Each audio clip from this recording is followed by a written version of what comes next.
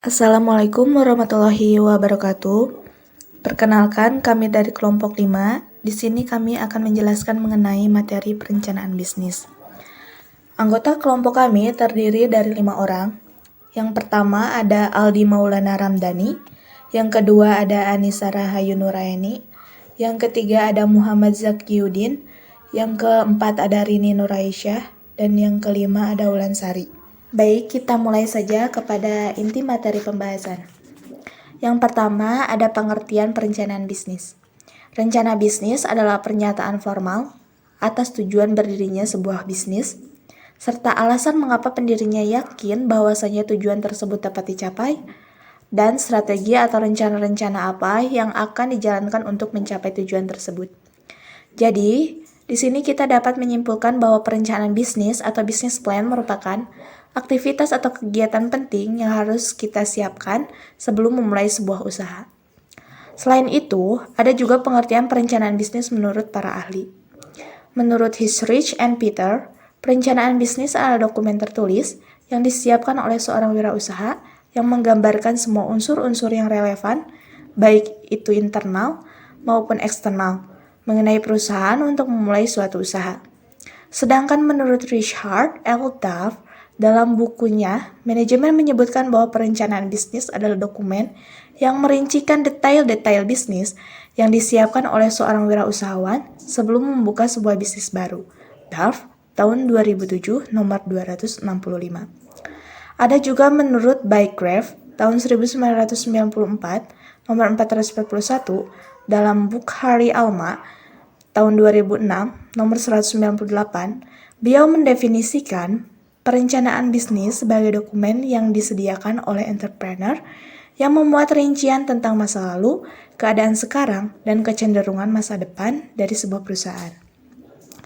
Lalu ada juga menurut Magician tahun 2000, perencanaan bisnis adalah suatu rencana tertulis yang memuat mini dan tujuan bisnis, cara kerja dan rincian keuangan atau permodalan, susunan para pemilik dan manajemen, dan bagaimana cara mencapai tujuan bisnisnya.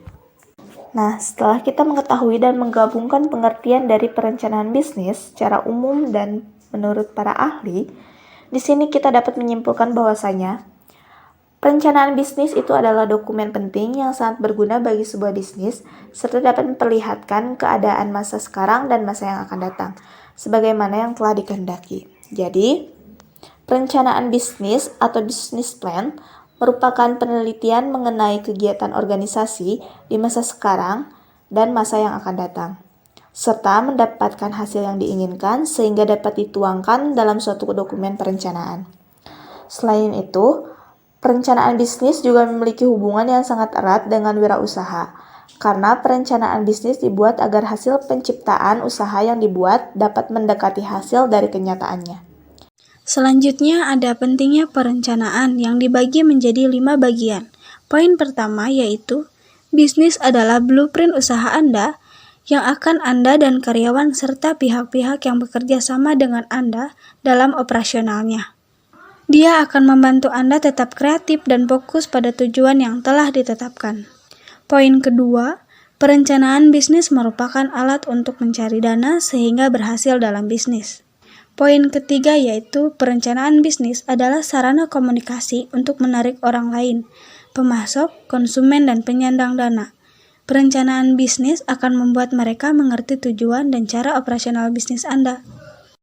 Poin keempat, rencana bisnis Anda ini akan mempermudah Anda menjalankan usaha dengan mengetahui langkah-langkah praktis menghadapi persaingan, membuat promosi sehingga lebih efektif. Poin yang terakhir yaitu poin kelima, membuat pengawasan lebih mudah dalam operasionalnya, apakah mengikuti atau sesuai dengan rencana atau tidak. Langkah-langkah menyusun perencanaan bisnis. 1.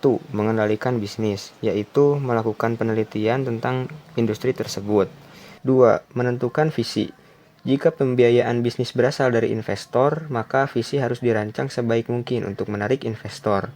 Namun, jika pembiayaan berasal dari sendiri, visi yang dimasukkan bebas memasukkan sesuai idealisme.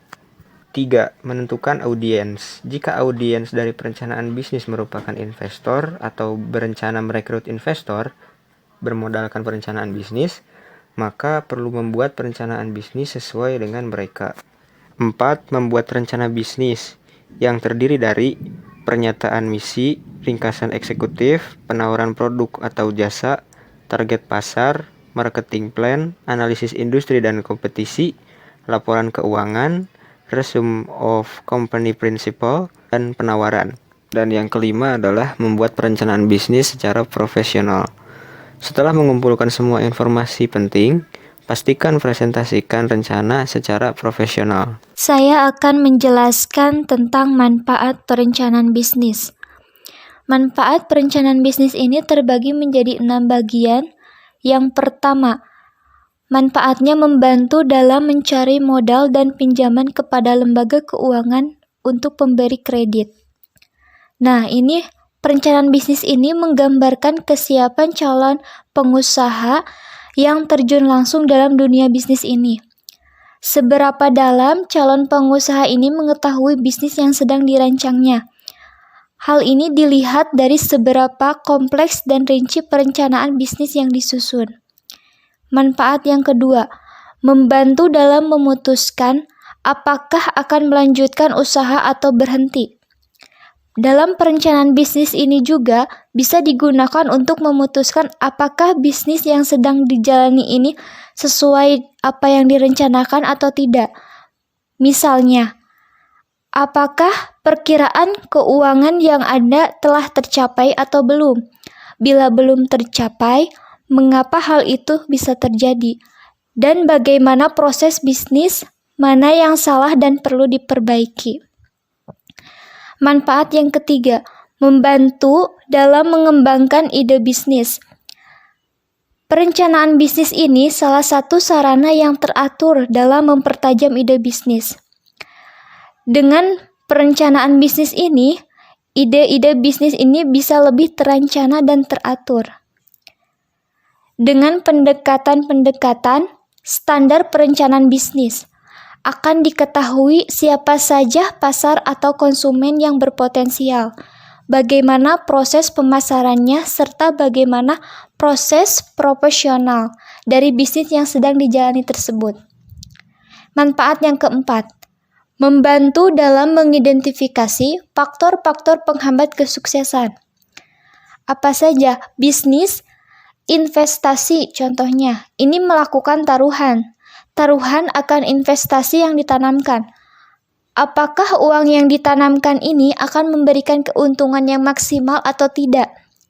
Melalui perencanaan bisnis, akan diketahui secara jelas bagaimana proses bisnis ini dirancang, bagaimana pola pemasaran yang akan dilakukan, bagaimana proses operasionalnya, serta bagaimana tanggung jawab dalam organisasi bisnis ini. Nah, yang kelima, manfaatnya untuk menyediakan tujuan yang jelas untuk lingkungan internal perusahaan maupun eksternal perusahaan. Nah, gerak langkah perusahaan ini harus jelas. Apakah tujuan jangka pendek dan jangka panjang perusahaan tersebut? Bagaimana langkah-langkah yang digunakan untuk mencapai tujuan tersebut? Tentu, hal ini sangat bermanfaat, tidak saja untuk lingkungan eksternal perusahaan, melainkan untuk calon investor di lingkungan eksternal juga. Perencanaan bisnis ini memberikan gambaran dan arahan yang jelas terhadap pengelolaan bisnis. Nah, yang keenam, manfaatnya menyediakan gambaran yang jelas tentang calon konsumen yang berpotensial, pemasok, dan calon investor. Dalam perencanaan pemasaran ini, dijelaskan bagaimana posisi produk atau jasa yang relatif terhadap pesaing. Dilihat dari segi segmen pasar, mana yang akan dibidik oleh pengusaha. Nah, ini berkaitan erat dengan calon konsumen yang berpotensial, seberapa dekat dan seberapa kompleks konsumen yang hendak akan ditargetkan. Bagaimana cara mereka merayu konsumen agar konsumen itu membeli produk dan jasa yang ditawarkan tersebut. Selanjutnya ada elemen-elemen penting dari elemen bisnis plan. Mengutip dari Business Incubator Center Universitas Gunadarma, elemen yang dimaksud adalah sebagai berikut. Elemen yang pertama yaitu ringkasan eksekutif. Ringkasan eksekutif merupakan pintu masuk ke rencana bisnis kita. Ringkasan ini sebaiknya hanya outline dan lebih menekankan pada butir-butir utama saja. Yang kedua, tujuan. Di dalam tujuan, kita menetapkan pangsa pasar penjualan dan keuntungan. Yakinkan bahwa tujuan tersebut konkret dan terukur. Tujuan juga harus menunjukkan tingkat penjualan atau keuntungan, persentase gross margin, laju pertumbuhan, atau pangsa pasar yang ingin diraih. Dan jangan lupa hindari penggunaan tujuan yang tidak jelas. Yang ketiga, pernyataan misi. Pernyataan misi mengekspresikan tujuan tertinggi dari perusahaan kita. Misalnya, menyediakan layanan keindustrian tertentu, menyebarkan teknologi baru, atau meningkatkan pendidikan. Dan jika perusahaan kita mempunyai misi, nyatakan secara sederhana dalam 1 atau 2 kalimat. Yang keempat, ada ringkasan perusahaan. Di dalam ringkasan perusahaan ini menjelaskan secara jelas apa yang dijual, melalui saluran distribusi apa, dan dijual ke siapa dan kemana. Lalu kepemilikan, apakah kepemilikan perusahaan itu partnership, solo proprietorship, atau corporation, publik atau perorangan. Yang kelima ada sejarah perusahaan. Nah, di dalam sejarah perusahaan kita menjelaskan atau menyebutkan kapan perusahaan didirikan, oleh siapa, dan dengan tujuan apa. Serta bagaimana perusahaan berkembang setelah itu. Yang keenam ada lokasi dan fasilitas perusahaan. Nah, di dalam lokasi dan fasilitas perusahaan ini, kita menjelaskan secara ringkas kantor dan lokasi perusahaan, sifat dan fungsinya, luas, status penyewaan, dan informasi mengenai fasilitasnya.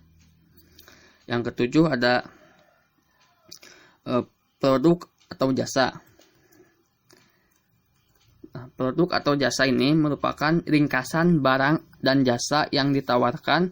Ringkasan kita harus poin-poinnya saja dan menjelaskan barang dan jasa kita ini. Jelaskan juga bagaimana barang dan jasa saling melengkapi satu sama lain atau dijual bersamaan. Yang kedelapan ada deskripsi barang dan jasa. Nah, di dalam deskripsi barang dan jasa, buatlah list barang dan jasa secara individual dan jelaskan bagaimana barang atau jasa tersebut bermanfaat untuk pelanggan. Yang kesembilan ada karakteristik dan perbandingan kompetitif barang atau jasa. Nah, di dalam karakteristik dan perbandingan kompetitif barang atau jasa ini dijelaskan karakteristik bersaing utama dari barang atau jasa kita, mengapa orang-orang membeli barang atau jasa kita dibandingkan dengan yang lain.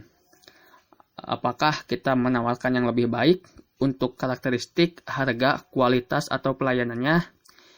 Dan jelaskan sifat penjualan yang khas yang memberikan daya tarik pelanggan. Elemen yang terakhir, yang ke-10, yaitu layanan konsumen lanjut atau tidak lanjut. Kita menjelaskan bagaimana menawarkan pelayanan terhadap barang atau jasa yang kita jual.